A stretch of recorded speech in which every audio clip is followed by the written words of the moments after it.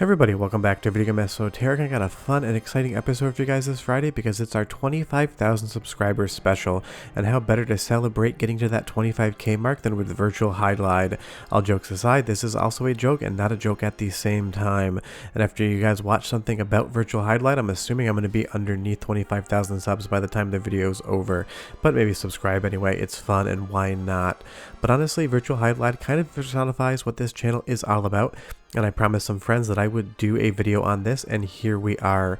But here's the thing, Virtual Hydlide, while not a good game, actually has a lot of things going on for it, and it's one of my favorite Sega Saturn games for all the right and wrong reasons. But I figured since we hit 25,000 subs, why not do something funny?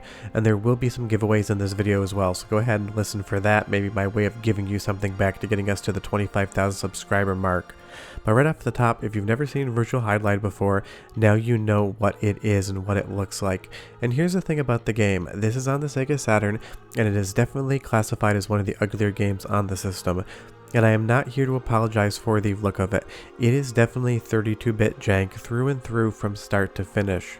But if you know anything about the channel, I do love myself some 3D jank, and this game has what I need. This sprite here of the zombie rising from his grave and us having a knife fight in it, it is almost impossible to tell what that sprite actually is, but I love the look of it all the same. This game is exceedingly cryptic, and it barely knows what it's going to do from one scene to the next. Much like the channel, I basically decide what I want to do, I run with it, and I hope for good results, but sometimes I get Virtual Hydlides in return. But that, of course, being a joke all aside, this game is just fundamentally so much about what the Sega Saturn was. This is the experimental days when no one was quite sure how 3D worked, but T&E Soft gave us a lot to love here in a very strange way. This is an open world map and it has seeds, so every time you play the game, you're going to be getting something slightly different. This is Grand Theft Auto 3 before Grand Theft Auto 3 ever existed, except it is done by T&E Soft in a fantasy environment. And this is being played on the Mr. FPGA Work in Progress Sega Saturn core for no other reason than to add some jank on top of an already janky experience, because I figured why not see what this can do. And some of this capture is from Andy D, he helped me out on this one. I figured what better way to talk about Virtual Hydlide than to make other people have to suffer just like I do. But we have now found the first castle in the woods, and that's the thing about this game. You do stumble across things randomly, and you are actually excited when you figure them out. Much like the channel, I stumble across topics that people seem to be interested in, and I run with them from there, but it is a lot of wandering through the woods to try to find the castles, for a very big metaphor. But when you get inside in Virtual Hydlide, I know this is ugly, I know this is janky, but I can't help but be 100% charmed by what T&E Soft tried to do here. And that's the thing about Virtual Hydlide. It may be like a 5 out of 10 from the gameplay experience, but it's a straight 10 out of 10 for pure ambition.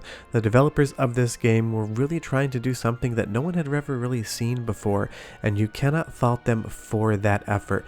They wanted to do something new and unique, and for better or worse, they realized that goal. And the interesting thing is T&E Soft is not just known for Virtual Hydlide, although that is what they're most famous for at this point in time, because they did develop other games, and the Virtual Hydlide engine was used and developed for golf games. That is true. This game is on foundational hardware of something that you would play golf on. And don't get me wrong, a golf game, now and again, is kind of a fun time, but Valora Valley Golf here, with the Devil's Open, basically just feels like the precursor to something like Virtual Hydlide. You are in an open world, except you're swinging a club, not a knife, and you'll see here that everything is going to hell around it. You've got that volcano in the background exploding while we just play 18 holes of golf. And if you've never noticed, there are huge visual similarities between T&E Soft's golf games and Virtual Hydlide, and I can understand why they would want to make something like Hydlide on the Saturn, because honestly golf probably gets boring after a bit. And I'm not sure if 36.66 feet is just a little developer nod to this being the Devil's Open, or if I just got foundationally super lucky. Leave me a comment down below and tell me what you think. And here's one of the giveaways for 25,000 subscribers, just because I feel like having fun. Any game on Steam that is $25 or less, just leave me a comment down below and tell me what your favorite Sega Saturn game is, and you will be entered to win. No clock giveaways here, but I will basically dry hump up against it because control in this game is maddeningly difficult. Your main character walks around like he has a stick firmly planted up his you-know-what, and that is just how the game works. But I will say that the soundtrack, as far as the fantasy is concerned, is quite good. So what I'm going to let you do here is get a little taste of Virtual Hydlide. I'll be back in 30 seconds with more giveaways and more fun. Enjoy!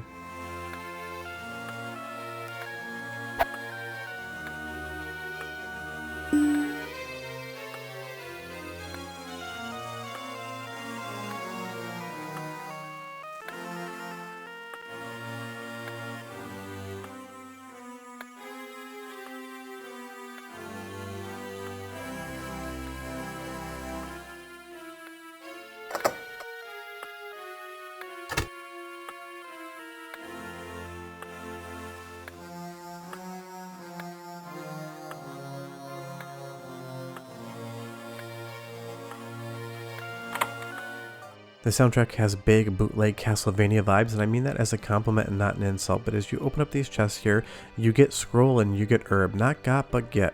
And if you go into the items and you take a look at the scroll we just got, this game can do some absolutely hilarious things. I'm not sure if it's intentionally trolling you, but it seems like it might be, and I love it, because if you read that scroll of curse, you just straight up get cursed in game, and it is absolutely hilarious.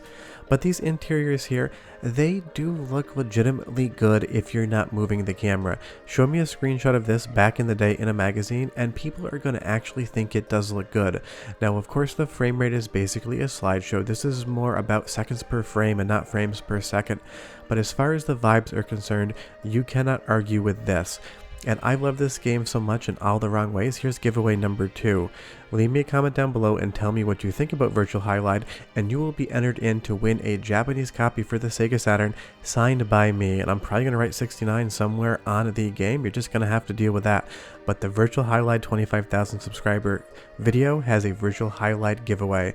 And trust me, it's really hard to say Virtual Hydlide this many times in a row, so definitely give me a like down below because it is a tongue twister. But navigation in this game is just a mess. Basically all of this game is just a mess, but it's a charming mess. It's like that friend you know who can't get their life together, but you still love, and that zombie there just disappeared right into a wall. Was that Mr. FPJ having a glitch? Was that the game having a glitch? We don't know. How could I tell? That's the thing about Virtual Hydlide. You never know what it's going to do. You never know if it's doing what it's supposed to do, but you want to see what it does next. And the Vampire's Castle here, if you put Castlevania characters in this and made it run at like 30 frames a second, people would probably say this is a relatively good game. But I just love the enemy design. You can tell that that's some sort of zombie, and he just explodes into a pile of goo when you stab him. It doesn't look good, but damn, it looks amazing. And that's kind of the takeaway from a game like this. Try to appreciate it for what it is. Yes, it's a meme on the internet, and yes, I definitely make fun of it anytime anybody mentions it, but it is a game that I have played to completion more than once, that I owned on the original Sega Saturn back in the 90s, and a game that I can still find a lot of enjoyment from. It is experimental, it's artistic, it's trying to be something that the hardware could not handle at that point in time, but it is not without ambition. And that's why I love a game like this so much. A small development team tried like hell to do something new, tried to hit a home run, and basically all they did was strike out, but they did it in such a glorious way. It's like when the batter takes that big cut to try to hit the home run, and people still appreciate it even though he missed. That is what Virtual Hydlide is. Where else are you going to have a knife fight with a bat hovering around and have absolutely no idea how to actually strike that bat? But this sort of formula would go on to be a big deal. There is definitely a line drawn between something like Virtual Hydlide and Bloodborne on PlayStation. I know that's probably going to be a controversial opinion. Leave me a comment down below and tell me how I'm wrong. But I see so much of a game like that in this. That fantasy setting, open world environment, third person, getting items, getting scrolls, different power-ups, things like that. Virtual Hydlide reminds me of it. And this game is so much a personification of what I do on the channel. Of course I talk about all-time classics, retro consoles, arcades, things like that, but I do talk about janky games as well when there's something to love about them. The Virtual Hydlides or the Choanikis of the world deserve as much love and attention as some of the arcade classics that I show every week on the channel. And that's why, just for a joke, because it made me happy, I decided to have Virtual Hydlide be the 25,000 subscribers special. Where else do you get to fight a tree with a giant teeth coming out of it? I just love it. It's stupid, it's ugly, it barely makes any sense whatsoever. 9 times out of 10 it's doing the wrong thing, but you love it for that. You love it for the attempt, you love it for the try, you love it for the anthropomorphic trees with mouths that are trying to eat your throat out. But ladies and gentlemen, we hit 25,000 subscribers. That sounds like a small number now. That sounded like a big number a year ago when I thought about it. But we're going to move on to 50,000 subscribers and maybe we'll do a Virtual Hydlide part 2. Short of that, because it's a subscriber special, hit that subscribe button down below, enter the contest, and win a signed copy of Virtual Hydlide. We're done, we're dead, we'll see you next time. Bye bye.